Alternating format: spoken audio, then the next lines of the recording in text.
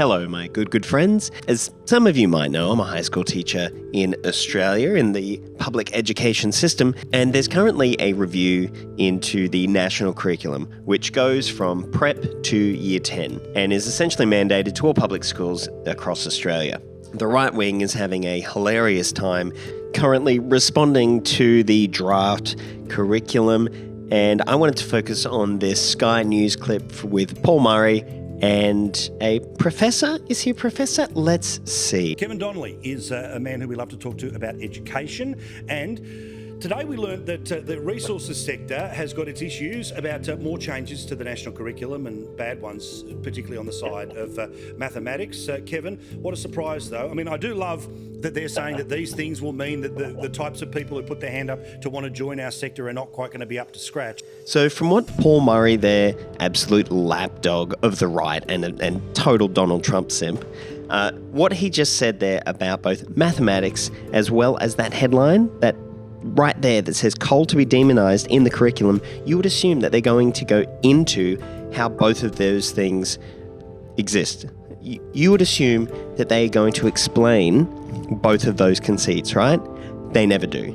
They never bring up once how coal is going to be demonised in the curriculum, and they never bring up once what it is about maths in the curriculum that they are so opposed to. Or actually not them, but the Coal Council? The Fossil Fuel Council? It's hilarious. It'd be nice if they tried to fight all the woke stuff as well, but what does it say to you when the mining companies are saying changes to the national curriculum are going to produce people not quite smart enough to work for them? I'm sorry, but did I miss a memo where we need to turn to the mining companies to have them put their stamp of approval on everything, in particular the national curriculum?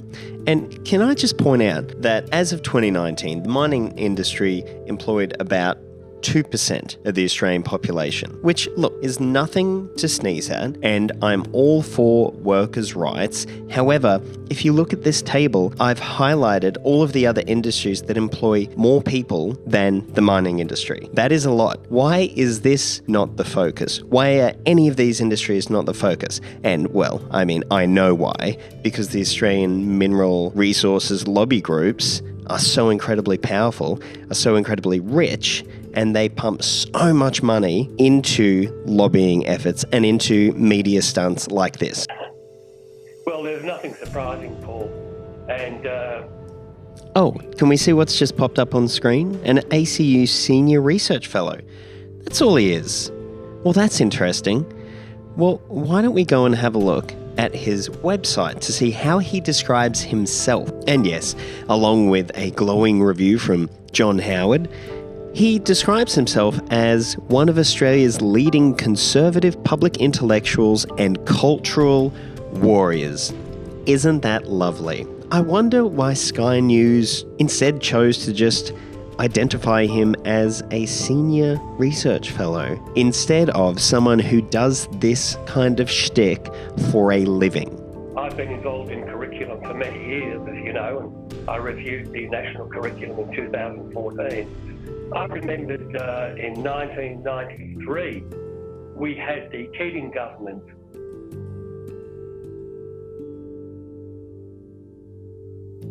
and it's a great shame that the so-called Conservative government, Scott Morrison, Alan Tudge, don't learn from history, because once you give the curriculum over to the woke cultural left who control the national curriculum body, the CARA, you'll keep getting the same problem. And of course, what he means by the same problem is that the right wing in Australia can't insert their political and economic beliefs into the curriculum in order to indoctrinate children during school. That's what he means there.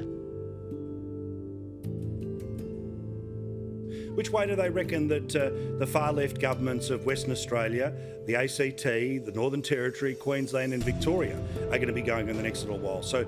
And honestly, this is what made me want to respond to this video.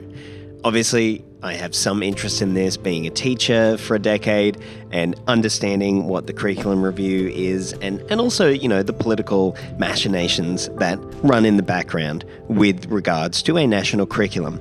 But Paul Murray calling state governments in Australia, particularly Western Australia and Queensland, far-left governments, made me think that either one, he's just a total liar, or two, and probably more accurately, the bubble that Conservatives have placed themselves in means that they are so far to the right, but think that their ideas are so reasonable and common sense and centrist that they really do see the most insanely centre-left neoliberal state governments of Western Australia and Queensland as far left. And they have absolutely no understanding of what far left actually is. They probably legitimately believe that Daniel Andrews is a communist.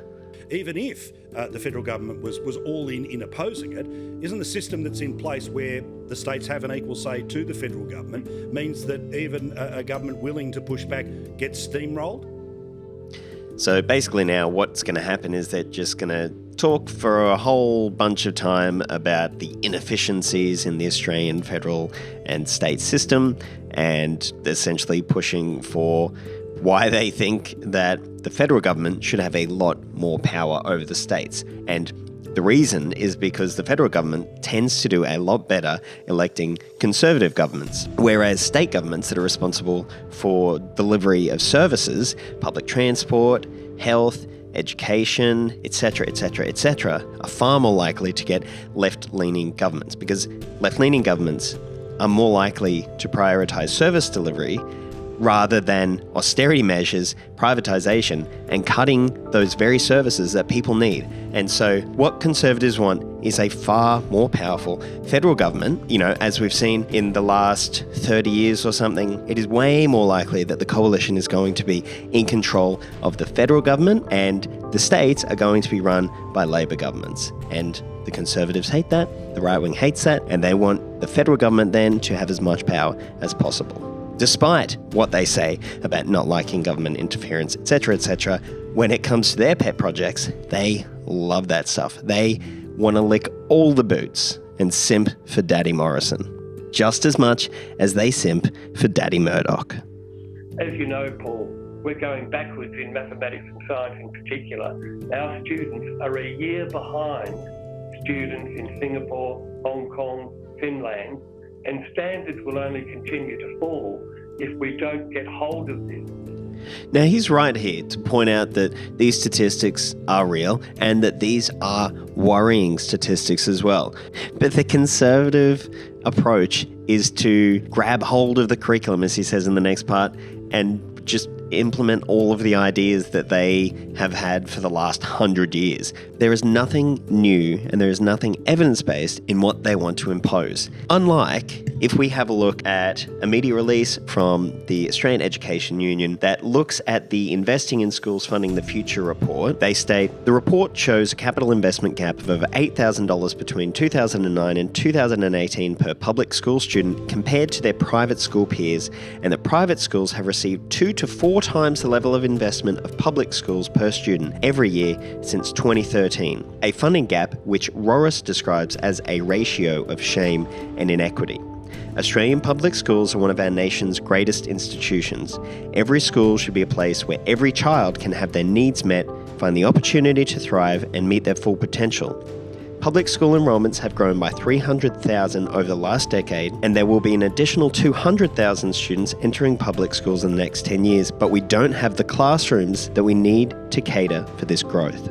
The federal government's underinvestment in public school capital works is leaving children behind. The Australian Education Union is calling on the federal government to make a real investment in school buildings and modern facilities like science labs, libraries, gyms, and 21st century learning environments. And of course, here is another reason that Conservatives only want to insert ideology into the curriculum. It's because then the government doesn't have to spend more money on public schools, which they actually hate doing. Conservatives, for as much as they talk about how much they love Australia, how much they love Australian citizens, how etc., by not investing in Australia, in public schools, in public institutions, they are showing their complete contempt for the lower classes. It's disgusting, it's despicable, and shows like this, where a network owned by a billionaire employs millionaire sycophants to get on and spout ideological nonsense to lie to average, common people every night is disgusting. I want to give a great big thank you to those in Puppy Preschool, which is extremely online left, and Ben Snow. My guard doggos are Jordan Mark, Ben Davis, and Tristan Hennessy. And to A. Zeitlo, Dangwin, and Jackson Orville, you are very good boys.